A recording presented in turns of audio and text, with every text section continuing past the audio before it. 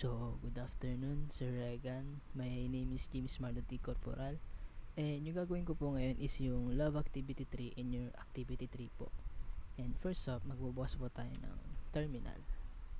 And in the terminal is gagawin po natin yung steps sa my laboratory po. So, gagamit tayo ulit ng nano para makagawa po tayo ng C program. So, nano memory underscore steps .c. So, ito. Nalagyan natin dito yung code na nandun sa module sa manual pala. Manual.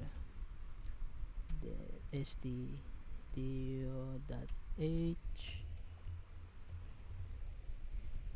stdio.h and then include stdlib.h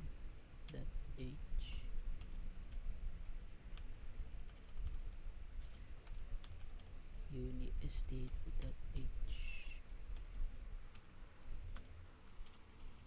int main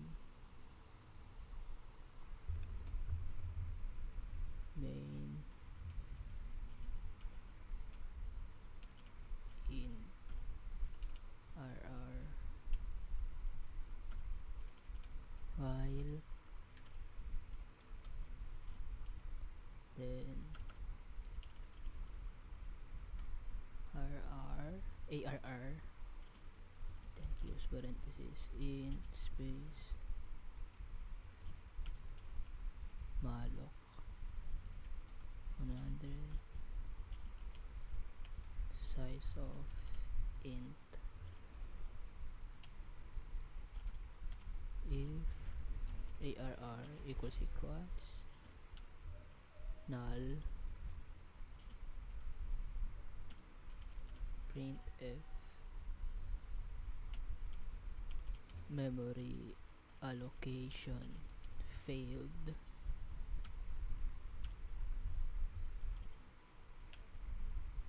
then return 1 semicolon then printf memory allocation successful and then to free arr sleep. And dinagdag ko po tong sleep, sir, kasi pag wala po to, sobrang bilis po ng continuation ng code. Like isang bagsakan lang po talaga yung code. Nilagay ko po yun para po may pause before kada isang run. So, save na po natin. Then, gagamit po tayo ng GCC compiler again. Memory under steps.c memory underscore steps. And then, nararan na po natin memory underscore steps.c.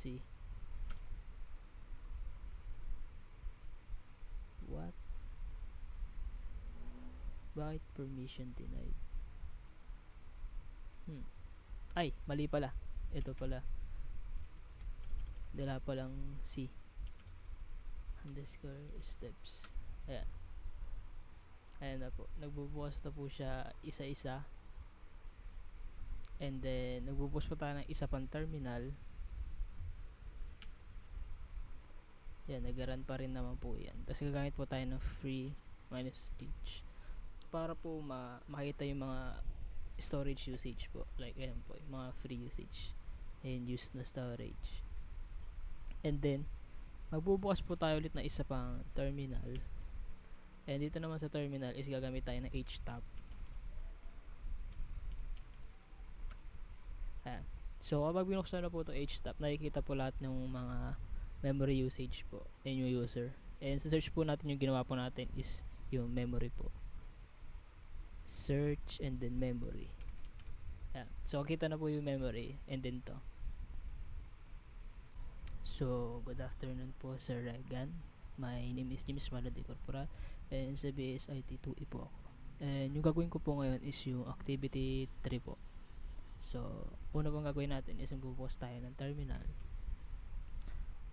And then, gagamit pa tayo ulit ng nano para po makagawa ng C program.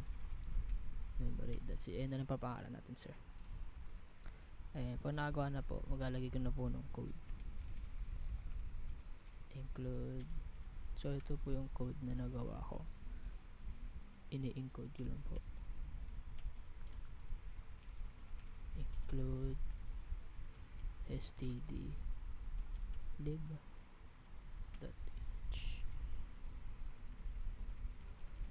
include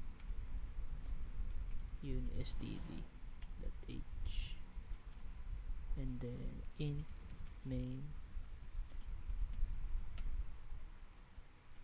while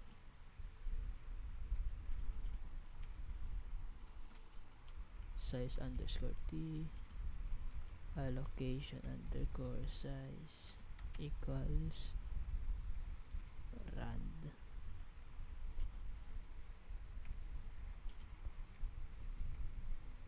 One, 2, 3, 4, 5.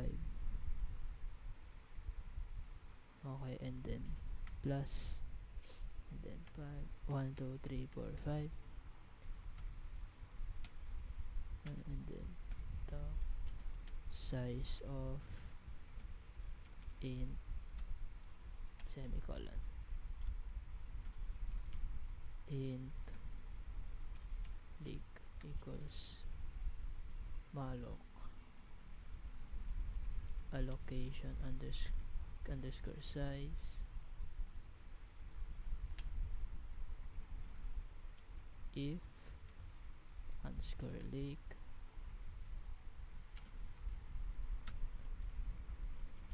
error memory allocation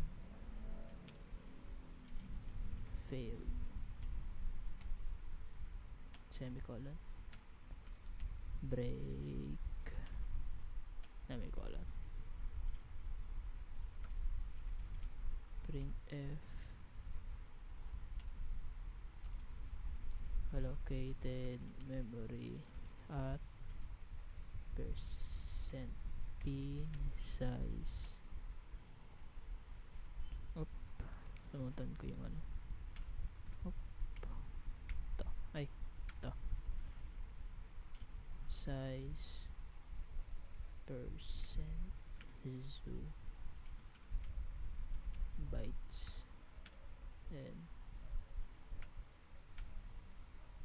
then space void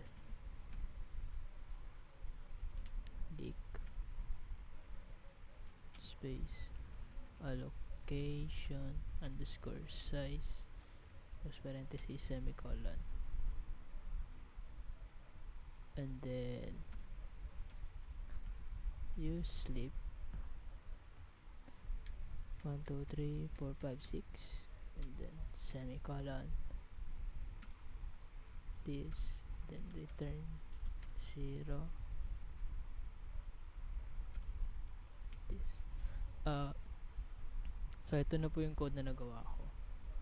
Dinagdag ko po itong ginagamit ko po itong UNST para po hindi talaga mag-isang pagsakan yung mga lalabas na code pag niran. Kumbaga parang pinapabagal niya po yung labas. Mga 1 second per time lang po. Then save na po natin yung code. Gagamit po tayo ulit ng GCC compiler .c memory. Yan, gumana na yung code.